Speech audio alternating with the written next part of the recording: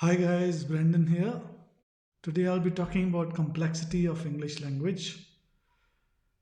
Professor Ernest Brennecke of Columbia is credited with inventing a sentence that can be made to have 8 different meanings by placing one word in all possible positions in the sentence. The sentence is I hit him in the eye yesterday, and the word is only. Now look at the message. 1. Only I hit him in the eye yesterday. No one else did. Number 2. I only hit him in the eye yesterday. I didn't slap him. Number 3. I hit only him in the eye yesterday. I did not hit any others. Number 4. I hit him only in the eye yesterday. I didn't hit him outside the eye. Number 5. I hit him in only the eye yesterday, not other organs. Number 6. I hit him in the only eye yesterday. He doesn't have any other eye. Number 7. I hit him in the eye only yesterday, not today.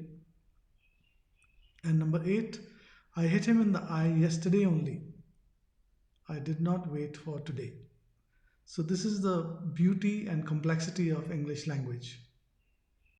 Now there are many versions of this in the English world, and many people are sharing all those different versions. I'm going to share one which was shared by my good friend Mr. Sushil Nand, who is a classmate from boarding school. I am dedicating this version to him. I would have loved to put his picture here too, but he's an expensive model in the media world, and frankly, I can't afford him. Please, please beware that some people may find this offensive.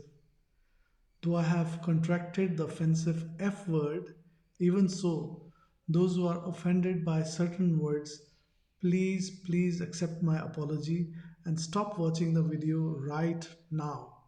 Alright? Thank you. You had been warned. The sentence is I effed her in the bed yesterday. And I'll use the word only at different places in the sentence.